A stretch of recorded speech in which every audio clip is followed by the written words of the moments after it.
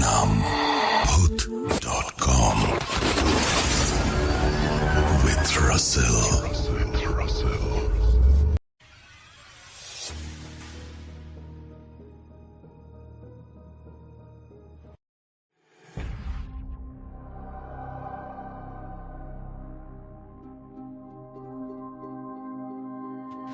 Welcome back.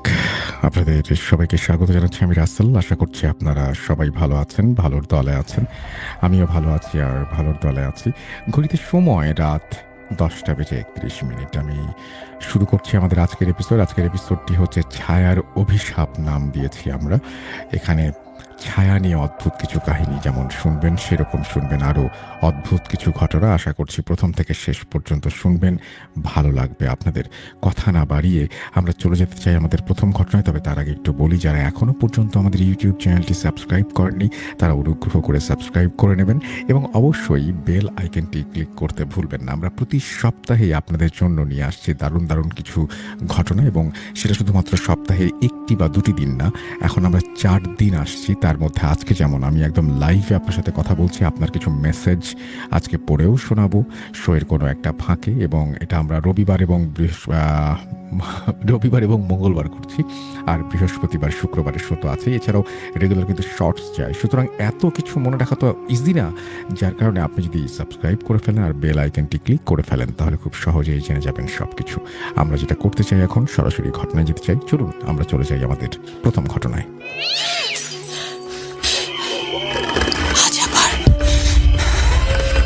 শুনতে পাচ্ছেন শব্দটা? ভয়ের আরেক নাম ভূত.com with Russell.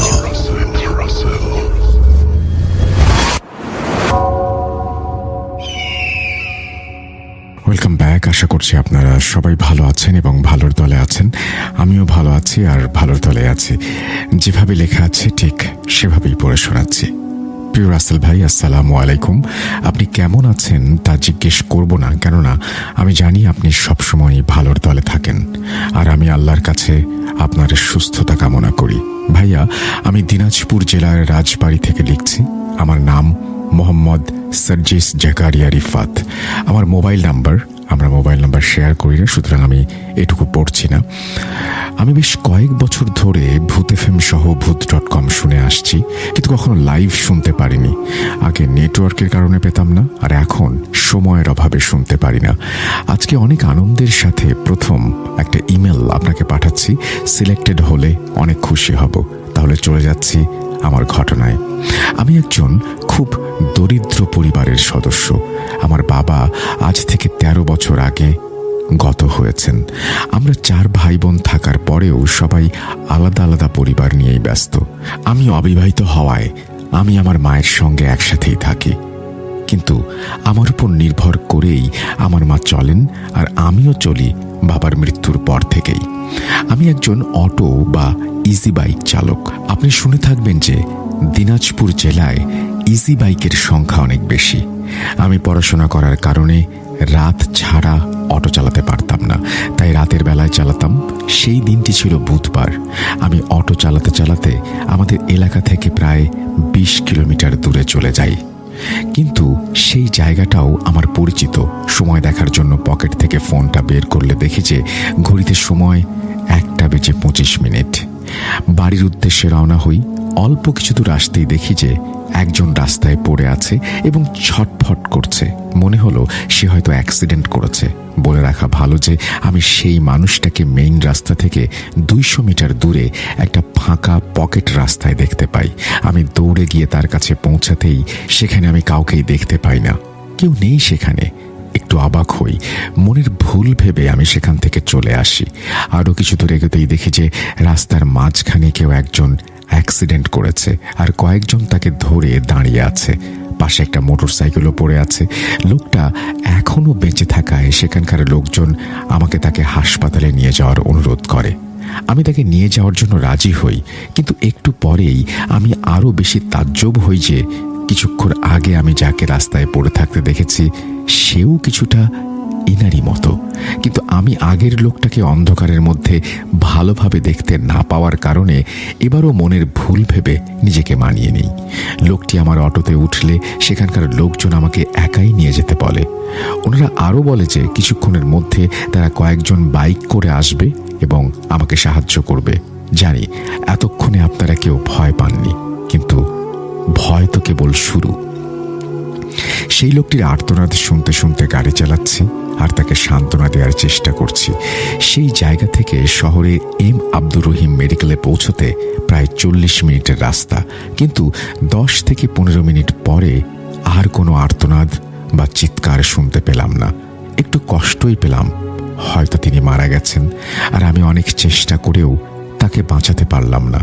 তারপর তাকে হাসপাতালে নিয়ে গেলে ডাক্তার মৃত ঘোষণা করে।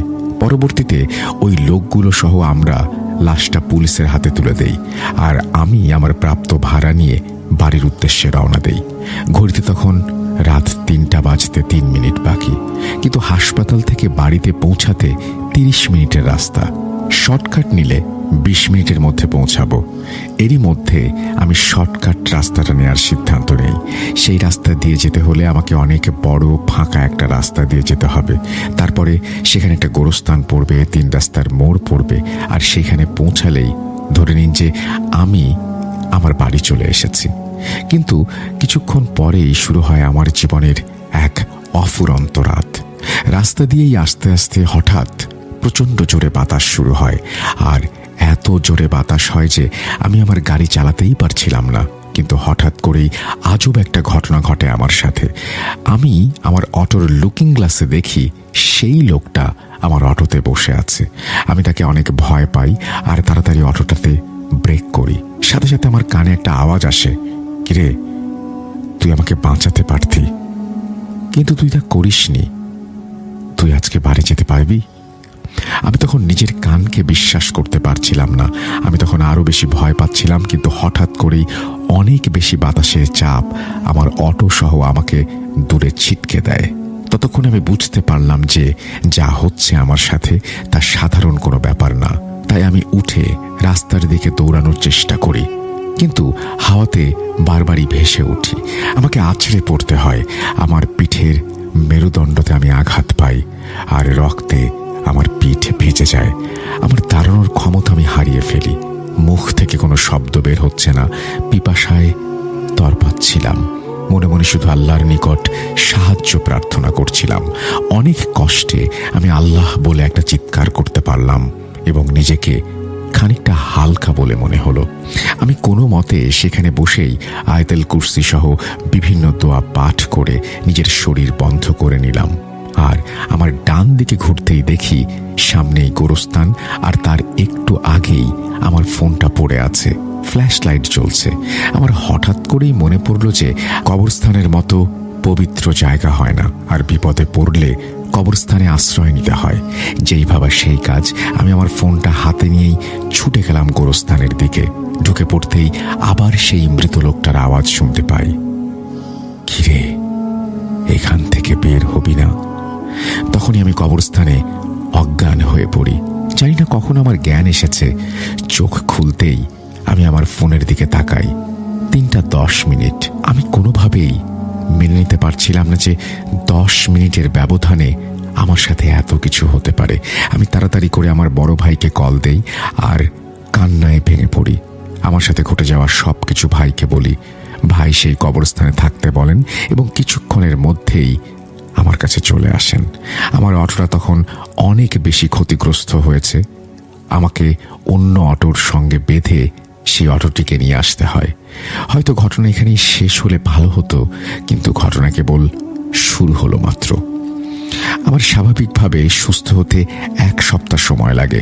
8ম দিন আমি সিদ্ধান্ত নেই যে আমি রাতে আর গাড়ি চালাবো না। তাই সকালবেলা থেকেই গাড়ি চালানো শুরু করি।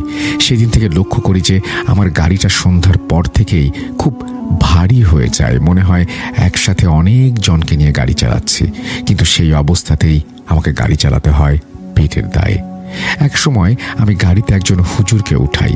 তিনি তার বাড়ির ঠিকানা বলেন এবং তিনি সেখানেই নামবেন। দরদাম করেই তিনি আমার অটোতে বসে পড়েন। আমি তখনও জানতাম না যে আমার সাথে আরও একটা ঘটনা ঘটতে যাচ্ছে। গাড়ি নিয়ে তার বাড়ির উদ্দেশ্যে রওনা দিই। তিনি একটা রাস্তায়, অর্থাৎ ফাঁকা রাস্তায় আমাকে ব্রেক করতে বলেন। তিনি তার হাতে থাকা ময়লা আবর্জনার ব্যাগটা ডাস্টবিনে ফেলার জন্য আমাকে ব্রেক করতে বলেন। তিনি ডাস্টবিনে ব্যাগ ফেলতে গিয়েই হঠাৎ আমার গাড়ির দিকে তাকান এবং চিৎকার করে বলেন, এ আপনি কাকে গাড়িতে উঠিয়েছেন? এ তো মানুষ নয়। অটোর দিকে তাকিয়ে তিনি বলছেন কথাগুলো। মানুষ নন? হ্যাঁ, তিনি বলছেন, আপনি তো মানুষ নন। কেন এখানে বসে আছেন? নেমে যান, নইলে কিন্তু আমি আপনার প্রতি কঠোর হব। এবার গাড়ি থেকে আওয়াজ হয়, তুই আমার কিছুই করতে পারবি না। আমি এর জন্যই মারা গেছি। একে আমি ছাড়ব না। আমি এইসব দেখে এক দৌড়ে জনবহুল জায়গায় গিয়ে দাঁড়াই এবং সেইখানে কয়েকজন মানুষকে সবকিছু খুলে বলি। তাদেরকে নিয়ে আমি আবারও অটোর কাছে আসি। সেখানে আমার গাড়ির কাছে সেই হুজুরটিকে অজ্ঞান অবস্থায় পাই। তার চোখে মুখে পানি দিয়ে জ্ঞান ফিরলে তিনি আমাকে বলেন যে আমি আজকের জন্য শুধু সেই জিনিসটাকে আপনার গাড়ি থেকে বের করতে সক্ষম হয়েছি, কিন্তু সে আবারও ফিরে আসবে। আর খারাপ জিন হওয়ার কারণে তার শক্তি অনেক বেশি। আমি তাকে সরাতে গিয়েই নিজে অজ্ঞান হয়েছি। একজন বড় হুজুরের সাথে আপনার দেখা করা উচিত। আমি পরের দিনই আমাদের মসজিদের ইমাম সাহেবের সাথে আলোচনা করি। জোহরের নামাজের পর বেশ কিছু মুসল্লি এবং আমাকে নিয়ে গায়েবানা জানাজা পড়েন তিনি, আর আমাকে পানি পড়া দেন। বাড়ি থেকে 3 দিন না বেরোনোর পরামর্শ দেন। পরবর্তীতে আমি আর কোনো সমস্যার সম্মুখীন হইনি। এই ছিল আমার ঘটনা। ভালো লাগলে পড়ে শোনাবেন। লেখাগুলো লিখতে গিয়ে বেশ কিছু ভুল হয়েছে, ক্ষমা সুন্দর দৃষ্টিতে দেখবেন। থ্যাংক ইউ সো মাচ এই ঘটনাটির জন্য। আশা করছি এই ঘটনাটি যারা শুনছেন তাদেরও ভালো লেগেছে। যদি ভালো লাগে অবশ্যই আমাদের জানাবেন। আমরা চলে যাব আমাদের পরবর্তী ঘটনায়।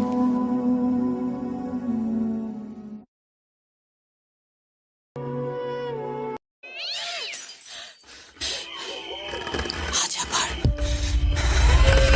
শুনতে পাচ্ছেন শব্দটা? ভয়ের আরেক নাম ভূত.com with Russell.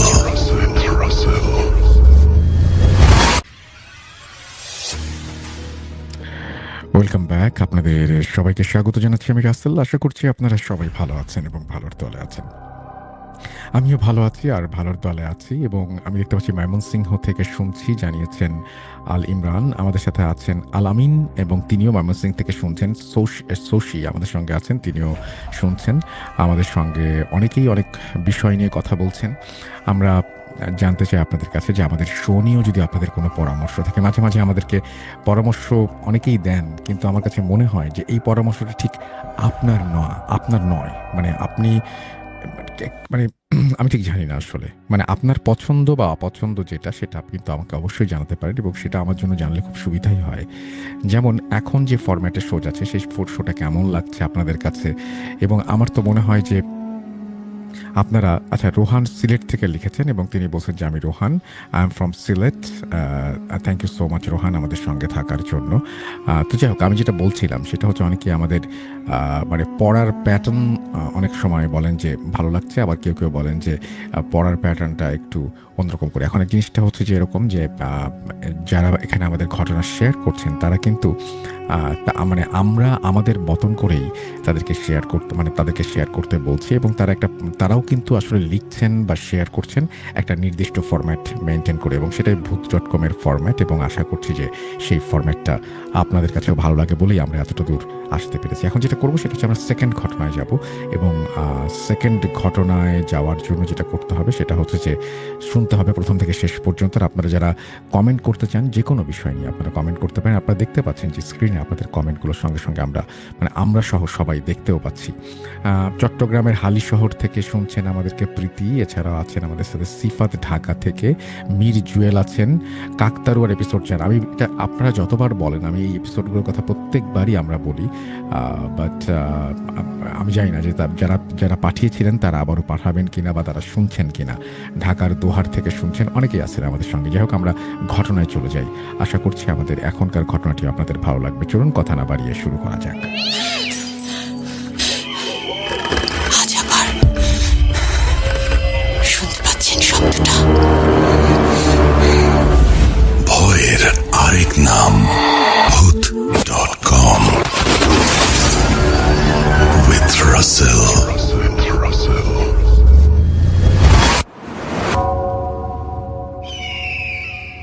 Welcome back. আপনাদের সবাইকে স্বাগত জানাচ্ছি আমি রাসেল। আশা করছি আপনারা সবাই ভালো আছেন, ভালোর দলে আছেন। আমিও ভালো আছি আর ভালোর দলে আছি।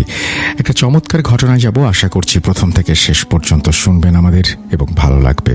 যেভাবে লেখা আছে আমি সেভাবেই পড়ে শোনাচ্ছি। প্রিয় রাসেল ভাই, আসসালামু আলাইকুম। আপনি কেমন আছেন তা জিজ্ঞেস করব না, কারণ আমি জানি আপনি সবসময় ভালোই থাকেন, আর আমি আল্লাহর কাছে আপনার সুস্থতা কামনা করি। আমি অনেক কষ্ট করে আপনাকে ইমেল লিখে পাঠাই, কেননা আমি সহ আমাদের সকলকে আপনার কণ্ঠের ইমেল স্টোরিগুলো শোনান আপনি, এটা আমাদের অনেক ভালো লাগে। ভাইয়া, আমি দিনাজপুর জেলার রাজবাড়ি সুখসাগর থেকে লিখছি। আমার নাম মোহাম্মদ জার্জিস জাকারিয়া রিফাত। তারপর তিনি তার মোবাইল নাম্বার শেয়ার করেছেন, যেটা আমি পড়ছি না। তারপরে তিনি লিখছেন, রাসেল ভাই, আমি আজকে যে ঘটনাটি আপনাদের সাথে শেয়ার করব তা হলো আমার এক স্টুডেন্টের বাবার বন্ধুর বোনের সাথে ঘটে যাওয়া ঘটনা। তিনি ইন্ডিয়ায় বসবাস করেন এবং সেখানকার নাগরিক। আমি সরাসরি আঙ্কেলের বন্ধুর বোন নাসরিন ফাতেহা আন্টির মুখ থেকে এই ঘটনাটি শুনি। প্রতি বছর বাংলাদেশে ঈদ পালন করতে তারা আসেন এবং 1 মাস থাকার পরে আবারও ইন্ডিয়ায় ফিরে যান। তিনি বাংলায় খুব একটা কথা বলতে পারতেন না, তাই আমাকে তিনি হিন্দিতে ঘটনাটি বলেন, আর আমি বিহারি হওয়ায় তাঁর ঘটনাটি শুনতে ও বুঝতে কোনো অসুবিধা বোধ করিনি। আমি যেভাবে ঘটনাটি শুনেছি সেইভাবেই আন্টির ভাষায় তা লিখে পাঠাচ্ছি। বলছেন আন্টি, আজ থেকে বহু বছর আগের কথা, যখন আমার বয়স 12 বছর। আমার জন্ম ইন্ডিয়ার কোনো একটি জায়গায়, তবে এটা কোনো শহর না, সুন্দর একটা গ্রাম। আমাদের বাড়ির পাশেই অনেক বড় একটা পুকুর ছিল। সেই পুকুরে মাছ চাষ করা হতো। পুকুরের পাশেই অনেক বড় জায়গা দখল করে বসেছিল বাঁশের ঝোপ। তার পাশেই পাশাপাশি 2টি পুরাতন তাল গাছ, আর সেখানেই বাঁধা আছে আমার প্রিয় দোলনাটি। দিনের বেলায় জায়গাটি দেখতে যেমন সুন্দর ছিল, রাতের বেলা সেই জায়গাটি ততই ভয়ঙ্কর হয়ে উঠত। আমি পড়াশোনার পাশাপাশি যখনই সময় পেতাম তখনই চলে যেতাম সেই দোলনায়। দোলনায় বসে বসে পুকুরের মাছের খেলা অনেক সুন্দর লাগতো। কোনো এক শনিবারের রাতে আমার হঠাৎ করেই মনে পড়ল যে দোলনাতে আমার পানি খাওয়ার যে পাত্রটি রয়েছে সেটি রেখে এসেছি। আমার পিপাসা বেশি পায়, তাই পানির পাত্রটি সবসময় সাথেই রাখি। তখন রাত 12টা। আমি পাশের রুমে আম্মুকে ডাকতে গেলে আম্মু আমার ডাকে সাড়া দেন না। পরে আমি আম্মুর সামনের রুম থেকে আমার ভাইয়াকে ডাক দেই। ভাইয়া সাড়া দেন। কেবলই ঘুমিয়েছেন দেখে তিনি আমাকে সান্ত্বনা দিয়ে বলেন, যা, আমি তোর পেছন পেছন যাচ্ছি। আমি ভাইয়ার কথা শুনে ভালোভাবেই বুঝতে পারলাম ভাইয়া আমার সাথে যাচ্ছে না। আমি যেন ভয় না পাই তাই সে এই কথা বলছে। আগেই বলেছি জায়গাটি ভয়ঙ্কর আর অন্ধকার, তাই আমি মনের সাহস নিয়ে চলে যাই দোলনার কাছে। পানির পাত্রটি হাতে নেই, আর মনে হয় কেউ যেন ফিসফিস করে আমাকে বলছে, অনেক বছর ধরে আজকের দিনের অপেক্ষায় আছি, আর তুই সেই অপেক্ষা ভেদ করে চলে এসেছিস। এখন দেখ কি হয় তোর সাথে। আমি এই ভয়ঙ্কর আওয়াজ শোনার পর অনেক বেশি ভয় পাই এবং অনেক জোরে চিৎকার করে ভাইয়াকে ডাক দেই, কিন্তু আমার গলা দিয়ে কোনো আওয়াজ বের হয় না। আমি অজ্ঞান হয়ে যাই। যখন আমার জ্ঞান ফেরে তখন আমি দেখি আমি একটা ঘরে শুয়ে আছি। সেখানে আমার ভাই, আব্বু, আম্মু আর একটা ছোট বাচ্চা ছেলে। আনুমানিক তার বয়স হবে 8 বছরের কাছাকাছি। আমার আব্বুর গাল ভরা দাড়ি, ভাইয়ার নাকের নিচে মোচ। আমি কিছুক্ষণ পরে সবাইকে বললাম, তোমরা কি আমাকে ভয় দেখানোর চেষ্টা করছো? তাহলে তোমরা ভালোভাবেই জানো যে আমি সহজে ভয় পাই না। তোমরা তোমাদের মজা বন্ধ করো। এই কথা বলার সাথে সাথেই ভাইয়া আমাকে জড়িয়ে ধরে কান্নায় ভেঙে পড়েন আর বলেন, আমার বোন একদম ঠিক হয়ে গেছে। আমার বোনকে দেখে আর কখনো ভয় পাবো না। ইসমাইল তার বোনের সাথে খেলাধুলা করবে। আমি যেন এক নতুন জীবন ফিরে পেলাম। ভাইয়ার কথা শুনে আমি অবাক হলাম। আমি আমার ভাইয়াকে বললাম, কিরে তুই এইভাবে কথা বলছিস কেন? আরে ইসমাইলকে, সে আমার সাথে খেলা করবে কেন? সকাল হয়ে গেছে, তার মানে আজকে রবিবার। আমি আমার বান্ধবী শাকিলার সাথে পার্কে ঘুরতে যাব, আমাকে ছাড়, যেতে দে, আর একটু পানি দে, খুব পিপাসা পেয়েছে। বাবা হাতে করে 1 গ্লাস পানি নিয়ে আসলেন আর পানিটা আমাকে খেতে দিয়ে তিনিও কেঁদে ফেললেন। তারপরে আমি যা শুনলাম তা শুনে মাটি ফেটে আমার ঢুকে পড়ার মতো অবস্থা। বাবা বলল, মাগো জানিস এটা হচ্ছে 1990 সাল, আর আজকে তোর 21 বছর পূর্ণ হলো। আর এই যে তোর প্রিয় বান্ধবী শাকিলা, তার সামনের সপ্তাহে বিয়ে হতে চলেছে। আন্টি তখন হঠাৎ করেই চুপ হয়ে গেলেন। তার চোখ দিয়ে পানি পড়ছিল, আর নিজেকে সামলাতে না পেরে কাঁদতে কাঁদতে আমার রুমে ঢুকে গেলেন। আমি আন্টির ভাইকে উদ্দেশ্য করে বললাম যে, কি হলো তারপর আঙ্কেল? আমি এখন পর্যন্ত বুঝতে পারছি না আন্টির সাথে কি হয়েছিল। এই 8 বছর আন্টি কোথায় ছিলেন? এরপর আঙ্কেল আমাকে পুরো ঘটনাটা বললেন। তিনিও এক গ্লাস পানি খেয়ে হিন্দিতেই ঘটনাটি বলতে শুরু করেন। বোনের বাইরে যাওয়ার কথাটি শুনে না ঘুমিয়েও চোখ বন্ধ করে বিছানায় শুয়েছিলাম। বোনের আসার অপেক্ষা করছিলাম, কিন্তু অনেক দেরি হচ্ছিল। তবুও আমার বোন আসছিল না। তখনই আমি শুনতে পেলাম যে কিছু একটা পুকুরের পানিতে পড়ে যাওয়ার আওয়াজ। আমি সবেমাত্র শুয়েছি, তাই ওইদিকে আওয়াজে কোনো পাত্তাই দিলাম না। তারপর বারবার একই শব্দ হচ্ছে। হঠাৎ করে আমার মনে হলো আমার বোন তো পুকুর পাড়েই গেছে। আমি লাফ দিয়ে বিছানা থেকে উঠে বাইরে বেরোতেই যা দেখি তা আমি নিজের চোখকে দেখে বিশ্বাস করতে পারিনি। আমি দেখছি যে আমার বোন হাওয়ায় পুকুরের মাঝখানে ভাসছে, আর পানির মাঝে পড়ে যাচ্ছে, আবার পানির মাঝে ভাসছে, আবার পানিতে পড়ে যাচ্ছে। এই অবস্থা দেখে জোরে জোরে আমি আব্বু আম্মুকে ডাক দেই। আম্মু না বের হলেও আব্বু সাথে সাথে চলে আসে। আর আমার আম্মু তখন প্রেগনেন্ট থাকার কারণে হয়তো বের হতে পারেননি। আমরা বোনের কাছে পৌঁছাতেই কেউ যেন তাকে বাঁশ ঝাড়ের দিকে ছুঁড়ে মারে। বোন বাঁশ গাছের ডালপালা ভেদ করে মাটিতে আছড়ে পড়ে। তাড়াতাড়ি করে বোনকে হাসপাতালে নিয়ে যাই। কিছুদিন পর বোন সুস্থ হয়ে গেলে তাকে বাসায় নিয়ে আসা হয়। কিন্তু কেন জানি বোনকে হাসপাতাল থেকে নিয়ে আসার পর আমার বোনকে আমি আর আগের মতো পাই না। সে এখন নীরব আর একা থাকতে খুব পছন্দ করে। রাতের বেলা আমার বোন আলাদা রুমে থাকলেও কখনো রুমের বাতি নেভাতো না, কিন্তু এখন তার রুমের বাতি নেভানো থাকে। সে প্রায়ই না খেয়েই থাকতো। আবার তাকে খাওয়া দেওয়া হলে সে ঘরের জানালা দিয়ে খাবার ফেলে দিত। আস্তে আস্তে সে শুকিয়ে যেতে শুরু করে। আমরা সবকিছুই দেখতাম, কিন্তু কোনোভাবেই কোনো কিছু গ্রাহ্য করতাম না। এরই মাঝে আমাদের পরিবারে এক নতুন মেহমানের আগমন ঘটে। জন্ম নেয় আমার ছোট ভাই ইসমাইল। একদিন রাতের বেলা আমার বাবা টয়লেটের জন্য রুম থেকে বের হলে আমার বোনের রুম থেকে বেশ কয়েকজনের গলার আওয়াজ পায়। তারা যেন একে অন্যের সাথে কথা বলছে। আমার বাবা ভাবে যে তার বান্ধবী এত রাতে এখানে কি করছে, কিন্তু তারা তো এত রাত্রে আসারই কথা না। আমার বাবা আরো ভালো করে তাদের কথা শুনতে থাকে। সেই সমস্ত ভাষাগুলো ঠিক বোঝা যাচ্ছিল না। ঠিক তখনই বাবার উদ্দেশ্যে একটা অপরিচিত আওয়াজ ভেসে আসে, তুই কি আমাদের ভাষা বুঝতে পারবি? বাবা সে কথায় ভয় না পেয়ে দরজা খুলে দেখে সবকিছুই স্বাভাবিক। বোন বিছানায় শুয়ে ঘুমোচ্ছে। বাবাও তখন বোনের রুমের দরজা লাগিয়ে নিজের মতো ঘরে চলে আসেন। কিন্তু এই ঘটনা প্রতিদিন বাবা লক্ষ্য করেন। বোনের রুম থেকে আসা কথাগুলো বোঝা যেত না, আর ভেতর থেকে বোনের আওয়াজ পাওয়া যেত না। আস্তে আস্তে বোনের রুম থেকে অনেকে বাজে গন্ধ পাওয়া যেত, যেন কেউ রুমের ভেতরে থাকতে পারছে না। এভাবেই দেখতে দেখতে 3 বছর চলে যায়। আমার বোন মাঝে মাঝে ইসমাইলের সাথে খেলা করত। তাদের খেলাগুলো একটু আলাদা ধরনের। ইসমাইলের মাথাটা এক হাতে ধরে সে ইসমাইলকে সারা বাড়ি ঘোরাতে থাকে। ইসমাইলের 2 পায়ে রশি বেঁধে তাকে টেনে নিয়ে ঘুরে বেড়ায়। আম্মু এসব কাণ্ড দেখে বোনকে বাধা দিতে গেলে আম্মুকে সে খুব খারাপ ভাষায় গালাগালি করত।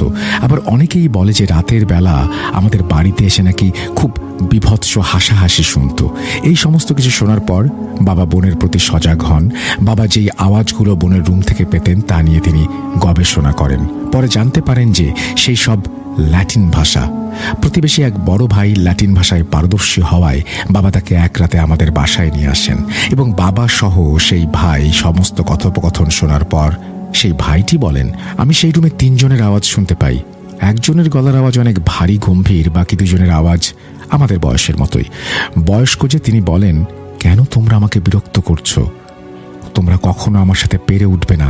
খামোখা আমার এখানে এই মেয়েটার জন্য সময় নষ্ট করছো। চলে যাও, চলে যাও। বাকি 2 জন বলে যে আপনার কপাল অনেক ভালো যে আমাদের বাবা মারা গেছেন। আমার মা আর বোনকেও আপনিই মেরে ফেলেছেন, কিন্তু আমাদেরকে মারতে পারবেন না, কেননা আমরা আমাদের বাবার মতোই শক্তিশালী। আমার বাবা যে ওয়াদা করে গেছিলেন তা পালন করতে না পারলেও আমরা করব। বড় ভাইয়ের কথা শুনে বাবা বাড়িতে একজন কবিরাজ বা বড় হুজুর নিয়ে আসবেন বলে সিদ্ধান্ত নেন। পাঞ্জাব থেকে একজন বড় হুজুরকে ডেকে আনা হয়। হুজুর বাড়িতে আসলে তিনি এক জায়গায় একটা চেয়ার নিয়ে বসে পড়েন এবং চোখ বন্ধ করে কিছুক্ষণ পর তিনি বাবাকে বলেন যে আমি এই সমস্যার সমাধান করতে পারবো। তিনি কিছু সামগ্রী আমাদেরকে আনতে বলেন। আমরা অল্প সময়ের মধ্যেই সেগুলো নিয়ে আসি। এগুলো হচ্ছে 3টা কাচের ছোট বয়াম, 1 হাত সমান বাঁশ, আরও কিছু জিনিসপত্র, একটা কাচের বোতলে কিছু বালু, মাটি, চুল এবং বনের কাপড়ের ছেঁড়া অংশ সহ আরও কিছু জিনিস নিয়ে তিনি দোয়া পড়ে ঢাকনা লাগিয়ে দেন। আমার বাবাকে বলেন সেটি পুকুরের দোলনা যেখানে ছিল সেখানে পুঁতে দিয়ে আসতে। কিন্তু সমস্যা সমাধানের বদলে আরও জটিল হয়ে ওঠে। এবার আমার বোনের চেহারা অনেক বেশি খারাপ হয়ে যায়। তার শারীরিক এবং মানসিক নানা ধরনের সমস্যা দেখা দেয়। তার খাবারেও পরিবর্তন আসে। যেগুলো অখাদ্য সেই খাবারগুলোই সে যেন বেশি পছন্দ করত। অনেক কষ্ট করে আমাদের দিনগুলো কাটছিল, কিন্তু হঠাৎ করে একজন হুজুরের সাথে আমার আব্বুর দেখা হয়। তিনিই আব্বুকে আমাদের বাসায় ঘটে যাওয়া ঘটনাগুলো জানায়। আব্বু অবাক হন, কেননা আব্বুরই উচিত ছিল হুজুরকে এই কথাগুলো বলার। তিনি বাড়িতে আসলেই আমার বোনকে দেখে মাথায় হাত রেখে চোখ বন্ধ করে 20 মিনিট পরে চোখ খুলেন এবং আমাদেরকে অনেক কিছু জানান। তিনি যা বলেন, মেয়েটির দাদা মানে আপনার বাবা ছিলেন একজন কবিরাজ। আপনার মেয়ে যখন জন্ম নেয় তখনই আপনার বাবা বুঝতে পারেন যে আপনার মেয়ের ওপরে ব্ল্যাক ম্যাজিক করা হবে, আর এই কাজটি করবে আপনার ভাই, কেননা তিনি আপনার সাফল্য কখনোই দেখতে পান না। আর আপনার যত সম্পত্তি আছে তা যেন আপনার মেয়ের পেছনে নষ্ট না হয়ে যায় তারই পরিকল্পনা করছিল সে। ও খারাপ জিন প্রেরণ করে, কিন্তু আপনার বাবা একটা জিন পুষতেন। সেই জিনকেই আপনার মেয়ের কাছে পাঠানো হয় এবং তিনি সেই জিনকে আদেশ করেন যে আপনার মেয়ের বয়স 20 বছর পূর্ণ না হওয়া পর্যন্ত সে যেন আপনার মেয়ের সাথে থাকে। খারাপ জিনটির সাথে মোকাবেলা করার জন্যই তাকে পাঠানো হয়। কিন্তু কপাল খারাপ হলে যা হয় আর কি, আপনার মেয়ের বয়স 12 বছর যখন পূর্ণ হয় তখন সেই জিনটি মৃত্যুবরণ করে, কেননা মানুষের মতো তাদেরও মৃত্যু আছে। আর এই সময় সেই খারাপ জিনটি আপনার মেয়েকে আসর করে। তবুও সেই জিনটি খুব একটা বেশি ক্ষতি করতে পারে না, কারণ সেই ভালো জিনের স্ত্রী চলে আসেন তার স্বামীর ওয়াদা পালন করতে, কিন্তু তাকেও খারাপ জিনটি মেরে ফেলে। এরপরে ভালো জিনের মেয়ে আসে আপনার মেয়েকে উদ্ধার করতে, তাকেও মেরে ফেলা হয়। তারপর আসে ভালো জিনের 2 ছেলে। সেই খারাপ জিনের সাথে তারা পেরে ওঠে না, কারণ তারা তাদের বাবার মতো শক্তিশালী ছিল না। সবকিছুই ঠিকঠাক ছিল, কিন্তু ওই ভণ্ড হুজুর এসে সেই ভালো 2টো জিনকে বন্দি করে গেছে। তাদের দ্বারা অনেক কিছুই করার ছিল, কিন্তু সেই খারাপ জিনকে আটকানোর পরিবর্তে এই কাজটি করার ফলে পরিস্থিতি আরো খারাপ হয়ে যায়। তার কিছুদিন পর আমার আব্বু সেই হুজুর বাংলাদেশে আসেন, চাচার সাথে কথা বলেন এবং জানতে পারেন যে চাচা যেই লোকগুলোর সাহায্যে এই কাজটি করছিল তারা অনেক আগেই মারা গেছে। তাদের এক বন্ধুর সাথে দেখা হয় এবং তাকেও আমরা সব কারণ খুলে বলি এবং তিনি জানান দাদা 2টি জিন পালন করতেন। একজনের নাম আব্রাহাম আর একজনের নাম আক্কাস। আব্রাহাম জিনটি ছিল অনেক ভালো জিন, তবে রাগী আর শক্তিশালী। দাদার দ্বারা সেই জিন খুব একটা নিয়ন্ত্রিত হতো না, তাই দাদা তাকে বটগাছের মধ্যে সারা জীবনের জন্য বন্দি করে রাখে। আর আক্কাস জিনটি অনেক ভদ্র ও নম্র ছিল, তাই সেই জিনটি আমার দাদার সাথেই থাকতো। কিন্তু দাদার বন্ধু জানে না সেই জিনটি আদৌ জীবিত আছে কিনা, কিন্তু সেই বট গাছটা সে চিনত। বাবারা সহ সবাই সেই গাছটির কাছে গেলে হুজুর জানায় যে সেই জিন এখনো জীবিত এবং তাকে সেই গাছ থেকে মুক্ত করা হয়।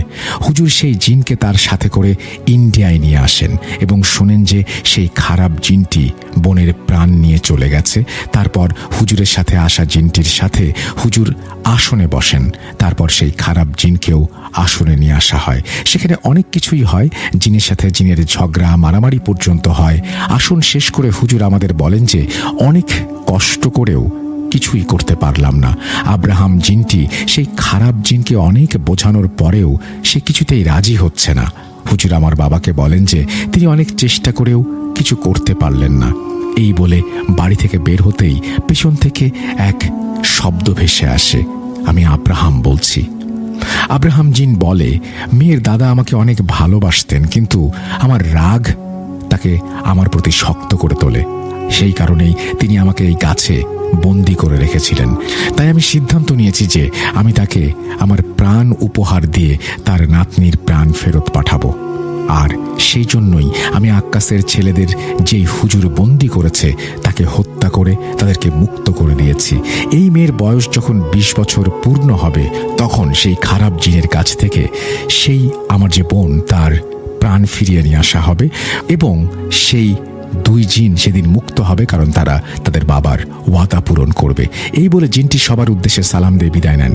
এই ঘটনার 7 মাস পর আমার বোনের 20 বছর পূরণ হয়। আর এই 7 মাসে আমার বোন কোনো একটা মেডিকেল হাসপাতালে কোমায় থাকে। এই বলে আঙ্কেল তার বোনের সাথে ঘটে যাওয়া ঘটনা শেষ করেন। আমি আমার মাথা ঘুরিয়ে আন্টিকে দেখি এবং সব কিছুই আমার দরজা দিয়ে দেখা যাচ্ছিল। সেদিন আমি আমার স্টুডেন্টকে পড়াতে পারিনি। আঙ্কেল, আন্টি আর স্টুডেন্টের বাবার কাছ থেকে বিদায় নিয়ে বাসায় চলে আসি। এই ছিল ঘটনা। ভালো লাগলে অবশ্যই পড়ে শোনাবেন। আর আমি দিনাজপুরে থাকায় আমার পক্ষে সেখানে গিয়ে ঘটনা বলা সম্ভব না, তাই আমি ইমেল করে পাঠাতে চাই, ভয়েস ক্লিপের মাধ্যমে পাঠাতে চাই। আশা করছি আমার এই ঘটনাটি ভালো লেগেছে। Thank you very much. আপনার ঘটনাটি ভালো লেগেছে। তবে আমি সবসময় যেটা বলি, পরামর্শই বলতে পারেন এটা, সেটা হচ্ছে যে একটা ঘটনা লেখার পরে আপনি যদি একবার পড়েন তাহলে দেখবেন যে ঘটনার মাঝখানে অনেক জায়গাতেই অনেক অসামঞ্জস্য থাকে। এই জিনিসগুলো দ্বিতীয়বার যখন আপনি পড়বেন তখন আপনারও চোখে পড়বে এবং আপনি ঠিক করে ফেলতে পারবেন। আপনাকে অনেক ধন্যবাদ। আগামীতেও আপনার ঘটনার অপেক্ষায় থাকব। আমরা চলে যাব আমাদের পরবর্তী ঘটনায়।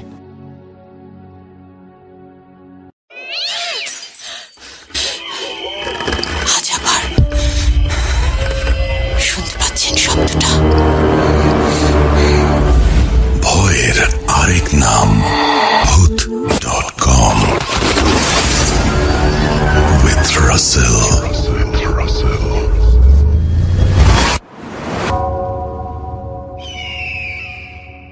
Welcome back. আপনাদের সবাইকে স্বাগত জানাচ্ছি আমি রাসেল। আশা করছি আপনারা সবাই ভালো আছেন এবং ভালোর দলে আছেন। আমিও ভালো আছি আর ভালোর দলেই আছি। একটি ঘটনা শোনাতে চাই আপনাদের।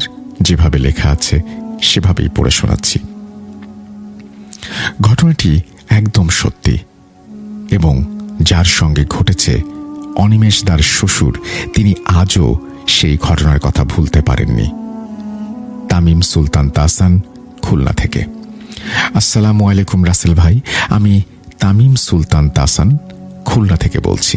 আমি ছোটবেলা থেকেই ভূত এফএমের নিয়মিত শ্রোতা। ভাবলাম আমি যেসব বাস্তব ঘটনা শুনেছি সেগুলো আপনাদের সঙ্গে ভাগ করে নেই। আজকে যে ঘটনাটি বলবো সেটি আমার খুব কাছের একজন পরিচিত অবিনাশ দার শ্বশুরের জীবনে ঘটেছিল। ঘটনাটি পুরোপুরি সত্যি। অবিনাশ দার শ্বশুর বাড়ি যশোর জেলার মোবারকগঞ্জে। তার স্ত্রীর নাম ঐশী। ঐশী দিদি 5 ভাই বোনের মধ্যে সবচেয়ে ছোট। একদিন ঐশী দিদি আমাদেরকে তার বাবার ভয়ানক অভিজ্ঞতার কথা বলেছিল। তার বাবা কিছুদিন ধরে এক ধরনের অদ্ভুত স্বপ্ন দেখতে শুরু করেন। প্রায় প্রতিদিনই তিনি স্বপ্নে দেখতে পেতেন 7টি ছায়ামূর্তি বা অবয়ব যারা তাকে ভয় দেখাতে আসে। একদিন রাতে ঘুমের মধ্যে হঠাৎ ঘুম ভেঙে যায়। দেখেন সেই 7টি অবয়ব তার খাটের পাশে দাঁড়িয়ে আছে। তাদের দিক থেকে ভীষণ দুর্গন্ধ আসছে। তিনি ভয়ে স্তব্ধ হয়ে যান। স্ত্রীকে জাগানোর চেষ্টা করেন, কিন্তু ঠিক তখনই সেই অবয়বগুলো হাওয়ায় মিলিয়ে যায়। তার স্ত্রী ভেবে বসেন খারাপ স্বপ্ন দেখছেন, তাই তাকে শান্ত করে আবার ঘুমাতে বলেন। এরপর থেকে ঐশী দিদির বাবার শারীরিক অবস্থা খারাপ হতে শুরু করে। একদিন তিনি খাওয়া দাওয়া বন্ধ করে দেন, বলেন আজকে শরীরটা খুব খারাপ লাগছে। পরের 3 দিন তিনি একেবারে বিছানায় পড়ে যান। বুক ব্যথা, ঘাড়ে টান, শরীর একদম দুর্বল হয়ে পড়ে।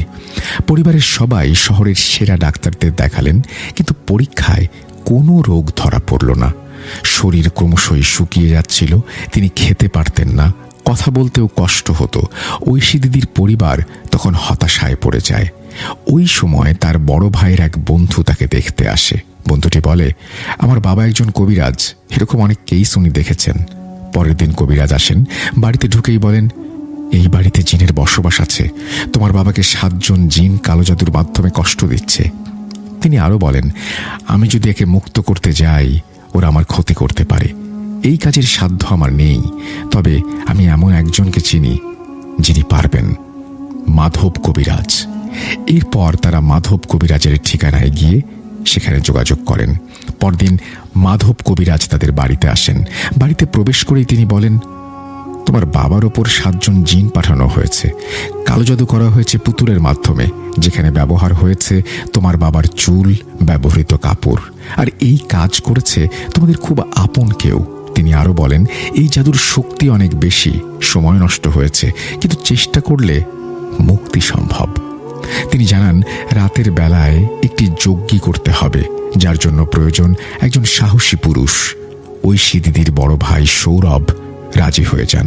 রাত গভীর হলে কবিরাজ ও সৌরভ বেরিয়ে পড়েন। প্রথমে তারা যান গ্রামের পুরনো শ্মশান ঘাটে। হঠাৎ চারপাশের বাতাস জোরে জোরে বইতে শুরু করে, গাছপালা নড়ে ওঠে, নদীর জল ঘূর্ণায়মান হয়। কবিরাজ ইশারায় দেখান, এই জায়গাতেই মাটি খনন করো। সৌরভ কোদাল চালাতেই বেরিয়ে আসে এক মাটির কলসি, তার ভেতরে পুতুল আর বুকের দিকে সূঁচ ফোটানো দাগ। এক এক করে তিনি 4টি কলসি তুলে আনেন শ্মশান থেকে। তারপর যান কবরস্থানে, সেখানেও আরো 3টি কলসি তোলা হয়। মোট 7টি পুতুল, 7টি জিন, প্রতিটি একই রকম ভাবে কালো জাদু করা। সবগুলো পুতুল ধ্বংস করা হয়। তিনি বললেন, এখন সমস্যা মিটে গেছে। সন্ধ্যায় একটি খাসি আর কিছু মিষ্টি খোলা মাঠে ছেড়ে দিও। আর এটা তাবিজ, 6 মাস পড়বে, নাহলে বিপদ হবে। চলে যাওয়ার আগে ঐশী দিদির মা জানতে চান, এই কাজ কে করেছে? মাধব কবিরাজ চুপ থাকেন কিছুক্ষণ, তারপর বলেন, তোমার ছোট দেবরানী, মানে ছোট ভাইয়ের স্ত্রী, সম্পত্তি নিয়ে ঝামেলার কারণেই সেই কালো জাদু করেছে। এরপর থেকে ঐশী দিদির বাবা ধীরে ধীরে সুস্থ হতে থাকেন। তবে আজও মাঝে মাঝে তিনি অস্বাভাবিক কিছু স্বপ্নে দেখেন বলে শুনেছি। ঘটনাটি ঘটেছিল 2010 সালের দিকে যশোর জেলার মোবারকগঞ্জে। আমি এই ঘটনাটি নিজে অবিনাশ তার মুখে শুনেছি, মাঝে মাঝে প্রশ্ন করেও বিস্তারিত জেনেছি। ঘটনাটি পুরোপুরি সত্যি। যদি এটি সিলেক্টেড হয় তাহলে জানালে ভালো লাগবে। তারপরে তিনি তার কন্ট্যাক্ট নাম্বার শেয়ার করেছেন। থ্যাংক ইউ ভেরি মাচ আপনার ঘটনার জন্য। আশা করছি এই ঘটনাটা যারা শুনলেন তাদের ভালো লেগেছে। আমরা চলে যাব আমাদের পরবর্তী ঘটনায়। আজ আবার শুনতে পাচ্ছেন শব্দটা?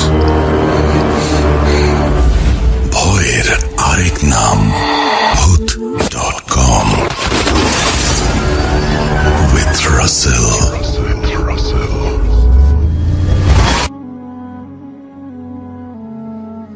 Welcome back. আপনাদের সবাইকে স্বাগত জানাচ্ছি আমি রাসেল। আশা করছি আপনারা সবাই ভালো আছেন, ভালোর দলে আছেন। আমিও ভালো আছি, ভালোর দলে আছি। আর আমরা অসংখ্য কমেন্ট পেয়েছি আজকে। আমাদের সাথে দেখতে পাচ্ছি যে অনেকেই লিখছেন, যেমন হচ্ছে আমি মানিকগঞ্জ থেকে লিখছি। নামটা না আসলে এখন ইউটিউবে যেভাবে আসে, এই নামটা পড়াটা একটু আমার জন্য সমস্যাই হয়ে যায়। আপনারা যদি নামটা আবার লিখেন যে আমি অমুক লিখছি, তারপর যদি আপনার মেসেজটা শুরু করেন। দিগন্ত 24 আমাদের পাঠিয়েছেন পাবনা থেকে। আমাদের সাথে আছেন দেখতে পাচ্ছি। এছাড়াও ইমরান আলামিন আমাদের সঙ্গে আছেন।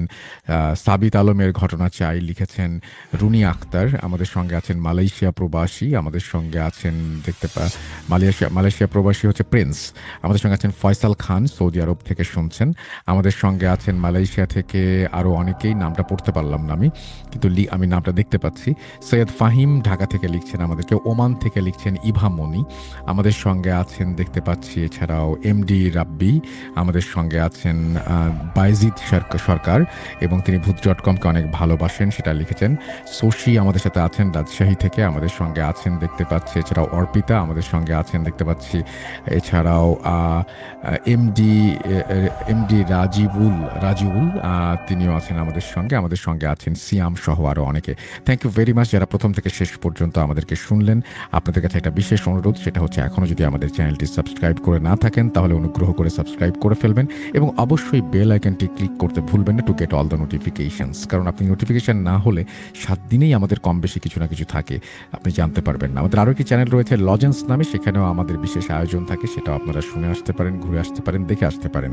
আজকের মতো এখানেই বিদায় নেব। এই মঙ্গলবারেও কিন্তু রয়েছে দারুণ একটা এপিসোড, এবং মঙ্গলবারে বেশ লম্বা কিছু ঘটনা শোনানোর ইচ্ছা আছে আপনাদের।